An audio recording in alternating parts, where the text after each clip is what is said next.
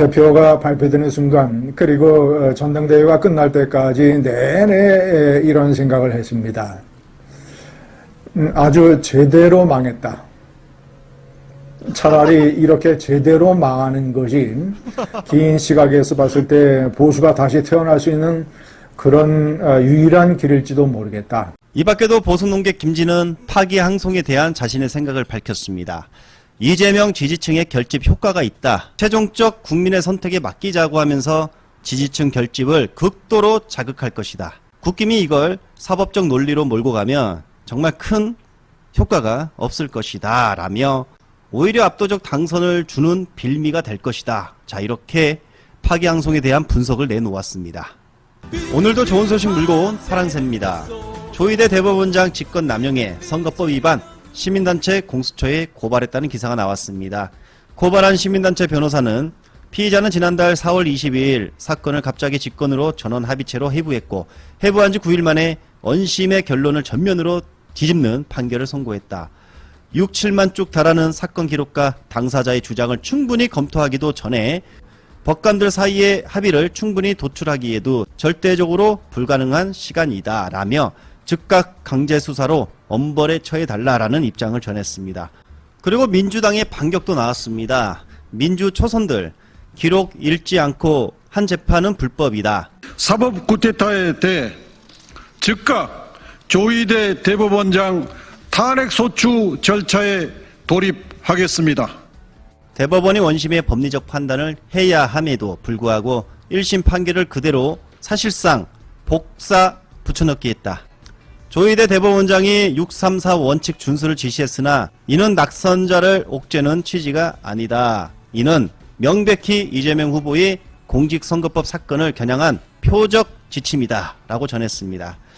자, 제가 볼 때 골든타임을 놓쳐서는 안 됩니다. 빠르게 조희대를 탄핵해야 된다 이런 생각을 전하면서 민주당 의원들의 반격의 소식도 전해드리겠습니다. 자, 김민석 의원은 대한민국은 계몽국가, 구약을 다 외우시는 영부인과, 내란에는 침묵하시되 야당 후보 6만 페이지는 나흘 만에 해치우시는 대법관들의 신곡. 아, 윤석열 패밀리의 신통력은 무궁하도다. 그렇다면 그런 거다 개돼지 백성들아. 이재명을 사법 암살해 내 후계자의 무투표 당선을 보장할 신묘한 법기술, 바로 대법원마저 있도다. 길이길이 유지하라. 추신. 다만 밟을수록 커지는 이재명에게서 눈을 떼지 마라. 국민을 개돼지로 하는 윤석열 씀. 대법관 10명 이틀 만에 6만 페이지 다 봤나. 100만 서명 운동에 나섰습니다. 저한테도 문자가 왔을 정도로 지금 민주당이 작심하고 100만 서명을 단기간에 모아 제출할 것으로 보이는데, 민주당의 인프라 200만 당원가 그리고 일반 시민들까지 지금 언론 보도가 쏟아져 그 효과로 내일 정도면 100만을 넘어 200만도 가능하다 이런 생각이 듭니다. 댓글에 링크를 남기겠습니다. 정청래 의원의 반격의 글도 보겠습니다. 내란은 현재 진행형입니다. 내란 우두머리 딱 한 명만 파면되었을 뿐 행정부 사법부 곳곳에 암약하고 있는 내란 세력 척결은 압도적 대선 승리만이 답입니다. 대법의 폭고에도 이 같은 글을 썼습니다. 법 개정안 재판 중지로 공격을 하겠다 이렇게 알렸습니다. 자, 그러면서 오늘 긴급 라이브로 방법들을 지금 다 강구하고 있습니다. 이재명 후보를 지켜달라. 당연하고요. 그리고 결론적으로 말씀드리면 지금은 내란이 끝나지 않았을 뿐만 아니라 지금도 내란이 진행 중입니다. 너무 걱정하지 마십시오. 다 대비하고 있습니다. 대법원은 법률을 심사하는 곳이고, 고등법원은 사실 심리를 해야 됩니다. 고등법원도 다시 사실 심리를 위해서는 충분한 기회를 가지고 여러 가지 절차를 가지고 심리해야 됩니다. 이런 절차를 밟지 않고 공정한 재판을 받을 권리를 박탈한다면 그것 또한 국민의 신속하고 정확한 재판받을 권리를 보장하고 있는 헌법 정신에 위배된다 이렇게 생각을 합니다.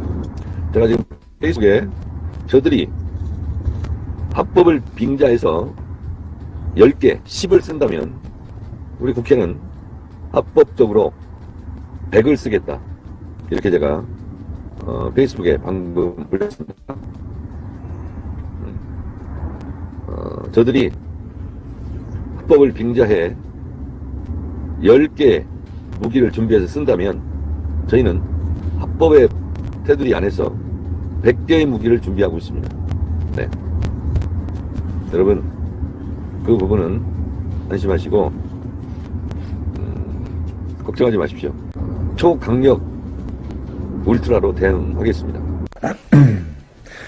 세상에 국민을 그렇게 도탄에 빠뜨리고 국민을 실체적, 정신적으로 그 커다란 고통을 주고 그 고통이 현재 진행형이고 국가가 정치, 외교, 사회, 경제적으로 엄청난 손실을 현재도 겪고 있는 기염 사태에 대해서 김문수 후보는 오늘도 수락연설에서 대통령을 국회가 끄집어냈다. 이것은 민주주의가 아니다라고 핫바지에 바람 새는 소리를 해대고 있습니다.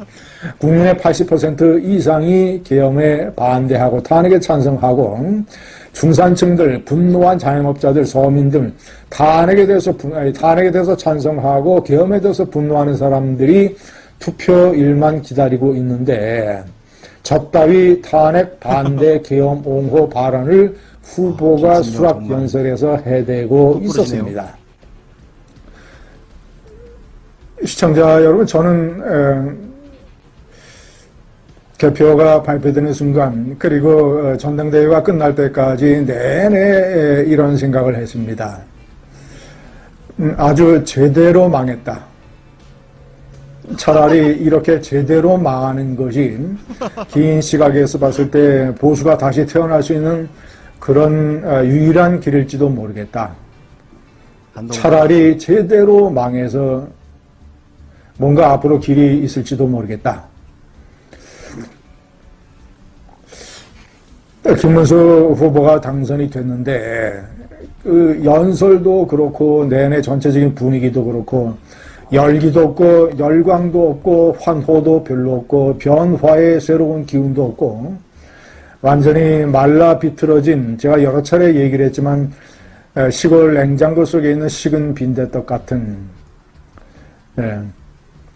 겨우 다행이다라는 표정을 얼굴에서 감추지 못하는 친윤계들, 알맹이도 별로 없고 감동도 뭐 충격도 신선함도 없는 이 후보 수락 연설. 전체적으로 어떤 하여튼 이 갈라파고스 섬, 이 변화와 진화를 거부하는 늙은 거북들만 잔뜩 모여서 살고 있는 갈라파고스 섬. 아니면 이 손에 손을 잡고 호스피스 병동으로 들어가는 말기 암 환자 같은 모습들. 이번에 한덕수하고 합치든 말든 뭐 합치더라도 결국 거기서 거기 도찐 개찐이 돼서 결국은 제가 봤을 때는 문재인 대 홍준표의 그 정도의 표차, 뭐 이런 상당한 표차로 완전히 패배를 하고 말 것입니다.